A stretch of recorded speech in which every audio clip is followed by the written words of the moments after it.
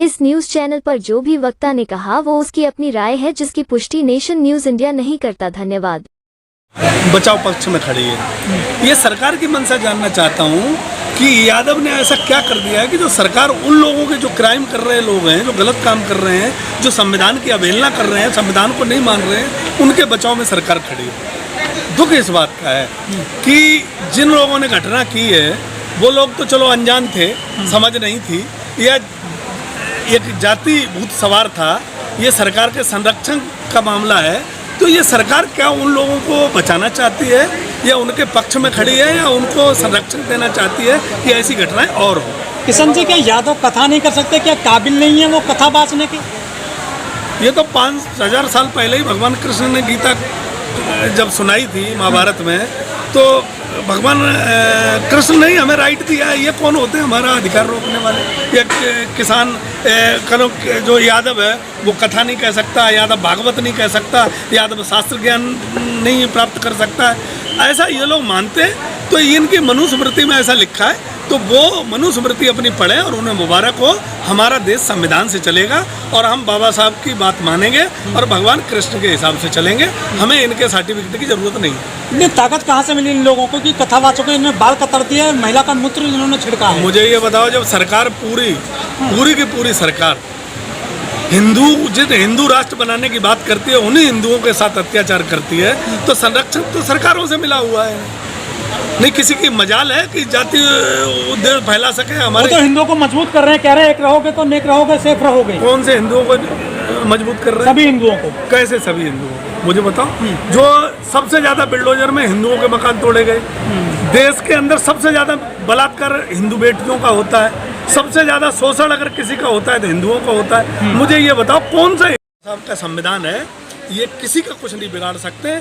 जब तक इनकी सरकार है ये अत्याचार कर सकते हैं, अन्याय कर सकते हैं, उत्पीड़न कर सकते हैं, और अगर सब कुछ तुम्हारे पास हो जाएगा तो मुकदमा कायम नहीं हो सकता। तो क्या कर सकते हैं? राम राज्य में एक यादव शूद्र कथा नहीं कर सकता उत्तर प्रदेश में? आपको लगता है कि राम राज्य है? वो तो ऐसे कहते हैं ना, उनको लगता है ना, क्योंकि सरकार उनके लिए काम कर रही है, तो उनके लिए राम राज्य। विश्व गुरु है ये। मुझे ये बताओ कि जिन लोगों के ऊपर ये अमृत काल है। मुझे ये बताओ, जिन लोगों के ऊपर बिल्डोजर चला, जिन बेटियों को तारीख पे नहीं जा पाई उन्हें गोलियों से मार दिया गया, जिन लोगों के घर तोड़े गए, उनके ऊपर कभी फूल की वर्षा हुई? नहीं हुई। अब कांवड़ यात्रा आ रही है, फूल की वर्षा होगी। तो कौन लोग फूल की वर्षा करवा रहे हैं? क्या इतिहास निकालो, हिंदुस्तान का हर जगह होती है या कौन से कालखंड में होती है? जब बाबा साहब का संविधान नहीं था तब पुष्पों पर वर्षा होती थी क्या? नहीं होती थी। इसलिए ये जो सरकार है वो हिंदू राष्ट्र बनाना चाहती है, बाबा साहब को संविधान खत्म करना चाहती है। उन्हीं के रास्ता पे बाबा बागेश्वर नाथ चल रहे हैं। उनको 50 लाख रुपए चाहिए, जब भागवत करेंगे उससे हिंदू राष्ट्र बनेगा। कौन सा हिंदू राष्ट्र बनाओगे? लेकिन किशन जी, बहुत डोमिनेट कास्ट है यादव कास्ट उत्तर प्रदेश में। रक्षा मंत्री मुलायम सिंह जी इटावा से आते हैं, उनके बेटे अखिलेश यादव वो मुख्यमंत्री रहे हैं उत्तर प्रदेश में, विदेश पढ़कर आए हैं, उनके भी यहाँ पे जो है सिंहासन धो दिया गया था उत्तर प्रदेश में। हाँ, धो दिया गया था। और ये देश के सभी, पूरी देश के और दुनिया के यादवों को ये बात समझनी चाहिए कि जो हिंदुस्तान का या दुनिया का सबसे बड़ा राजनीतिक परिवार है, जिनके पिताजी मुख्यमंत्री रहे, जो खुद मुख्यमंत्री रहे, जिनकी वाइफ आज MP हैं और जिनकी वाइफ क्षत्रिय समाज से आती हैं, उनके घर धुलवा दिए गए। तो तुम्हारी और हमारी कोई औकात नहीं है। ये पूरे देश के यादवों को समझना चाहिए। CM बन जाओगे, रक्षा मंत्री बन जाओगे, लेकिन रहोगे शूद्री। बिल्कुल, मनुस्मृति में ऐसा ही लिखा है। जो हिंदू राष्ट्र बनाने वाले लोग हैं वो मनुस्मृति के भाषा बोलते हैं, और मनुस्मृति में उनका ऐसा ही लिखा है कि आप अगर ब्राह्मण नहीं हो तो आप अछूत हो। आपको इस देश में किसी मंदिर में जाने का अधिकार नहीं है, और किसी मंदिर में अगर आप जाओगे तो पहले तो गंगा जल से धुलवाया जाता था, गौमूत्र से धुलवाया जाता था, अब तीसरा यंत्र उन्होंने और ढूंढ लिया है, उसके माध्यम से पवित्र करवाते हैं। तो जाहिर सी बात है कि ये लोग अपने मनुस्मृति के हिसाब से चलते हैं। ये देश के लिए भी ठीक नहीं है, और 85% जो लोग हैं उनके लिए भी ठीक नहीं है। देश की मीडिया कुछ लोग ये कहते हैं कि श्री कृष्ण माखन चोर थे, और लालू प्रसाद चारा चोर, और अखिलेश यादव टोटी चोर। उसके बावजूद जो है आप उनके पीछे लग रहे हैं, फिर भी शूद्र हैं आप समझते क्यों नहीं है? कब जागोगे आप? मुंह छिड़का गया महिला का आपके ऊपर। देखो, देश की किस मीडिया की आप बात कर रहे हैं? जिस मीडिया पे 4 एक ही कास्ट के लोग बैठे हों और 5वां एंकर उसी कास्ट का हो और पूरे 85% लोगों के खिलाफ षड्यंत्र रचा जाता हो, आप उस मीडिया की बात कर रहे हो। मीडिया देश के लोगों को नहीं आप काबिल नहीं है सर आप एंकरिंग करने के लिए। अगर देखा जाए तो हिंदुस्तान की जो मीडिया है उस पर 2 लोग हैं, एक वो लड़की आती है यादव है कोई और एक राजकुमार भाटी जी है।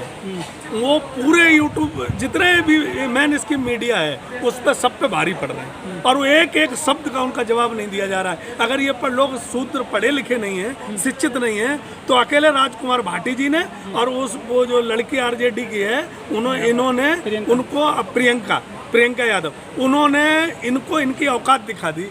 एंकर भी जवाब नहीं दे पाता है, इनके जो विशेषज्ञ बैठते हैं वो भी नहीं जवाब दे पाते हैं। तो मैं सलूट करता हूं ऐसे लोगों को कि जो अपनी शिक्षा के माध्यम से चैनलों पे बैठ के इनकी मंच पे बैठ के इनकी बखियां उधेड़ते हैं। ऐसे लोग हमारे समाज में हैं और उनको आगे आना चाहिए। और देश में जो ये मनुस्मृति लागू करने की बात करते हैं, हिंदू राष्ट्र लागू करने की बात करते हैं, एक बार हिंदू राष्ट्र का जो पूरा संविधान है वो कौन बनाएगा? वो मनुस्मृति लागू होगी और मनुस्मृति को हर सूत्र को पढ़ना चाहिए कि तुम्हारे लिए उस व्यवस्था क्या की गई है मनुस्मृति में, उसको समझना चाहिए। एक बार को गीता भागवत शास्त्र ना पढ़ो लेकिन मनुस्मृति जरूर पढ़ो। कहीं आप उनके धंधे पर तो चोट नहीं कर रहे हैं, आप भी कथा करने लगे हैं। देखो पढ़ोगे तो पढ़ोगे। प्रधानमंत्री जी ने ये नारा दिया था कि बेटी पढ़ाओ बेटी पढ़ाओ, वो तो उनके तो सारे नारे फिजूल थे और कोई नारा काम नहीं आया। लेकिन मैं ये कहता हूँ कि आप अपने बच्चों को स्कूल भेजोगे, अपने बच्चों को पढ़ाओगे लिखाओगे तो आप देश में समझ सकोगे कि आपका वोट लेने का बहुत बड़ा षड्यंत्र रचा जाता है। भागवतों को कथाओं के माध्यम से ये सिर्फ चुनाव प्रचार किया जाता है। आपको अगर कहीं कोई भला कर सकता है तो संविधान कर सकता है, शिक्षा कर सकती है, दूसरा कोई रास्ता नहीं है। कथावाचक भला कर रहे हैं आजकल, लोगों के पर्ची निकालते हैं वो। अगर अब कथावाचक इतने भला कर रहे थे तो ये पैसे क्यों लेते हैं? इनके हजारों करोड़ रुपए इनका जो आप देखोगे संपत्ति हजारों करोड़ रुपए की है।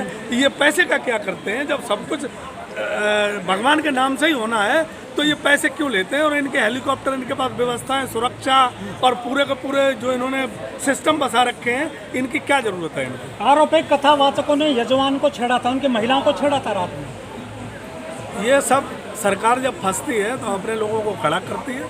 किसी ने किसी को नहीं छेड़ा। जो सरकार ने घटना करवाई थी या जिन लोगों ने घटना की थी वो लोगों के पहले बयान देखो, ये सब फिजूल की बातें हैं। और जो ये कह रहे हैं कि हमें छेड़ा है, वो लोग भी ये कहेंगे कि हमें नहीं छेड़ा है, हमसे कहलवाया गया था। समय आएगा तो सच्चाई आपके सामने आएगी। सावन का महीना शुरू होने वाला है कुछ दिनों के बाद में, क्या यादव अभी भी कांवड़ लाएंगे? हो सकता है उनकी यादव जो है उनकी जो कांवड़ ना चढ़ाई जाए मंदिरों में। मुझे लगता है कि स्कूल खुल गए, सबसे पहले अपने बच्चों पे ध्यान देना चाहिए। अपने बच्चों को अच्छी शिक्षा, अच्छी किताबें दिलवाओ और खुद पढ़ाई करो। आप समझ लो कि जब अखिलेश यादव जी का घर धुलवाया जा सकता है तो जहाँ की देश का सबसे बड़ा राजनीतिक परिवार है तो तुम्हारी और हमारी औकात क्या है? यादवों, इससे बड़ा एग्जाम्पल आपके लिए नहीं हो सकता। कांवड़ लाओगे आप? बिल्कुल नहीं, बिल्कुल नहीं लाएंगे और हम कभी जाएंगे भी नहीं और कभी गए भी हैं। उसके लिए हम माफ़ी चाहते हैं क्योंकि भला स्कूल में जाने से होगा, बाबा साहब के संविधान से होगा, कांवड़ से कोई भला होगा। लेकिन लाखों लोग जो है कांवड़ उठाते हैं, बैग में उठाते हैं। वो मुझे लगता है कि नहीं, अब जो जिन्हें लाना है वो लाए, लेकिन बहुत लोगों को सुधार आ गया, समझ आ गई है। बहुत लोग अब नहीं जाएंगे क्योंकि लोगों ने जागरूक किया है कि कांवड़ से जब भारतीय जनता पार्टी फूल बरसाती है तो उनका मतलब वोट लेना होता है, आस्था आपका मतलब नहीं है। क्योंकि सरकार किसी आस्था पे विश्वास नहीं रखती है, भगवान पे भी विश्वास नहीं रखती है। अगर सरकार भगवान पे विश्वास रखती राम पे तो उनके राम मंदिर में घोटाले नहीं होते और घोटाले हो गए तो जांच होती है। ठीक है, धन्यवाद।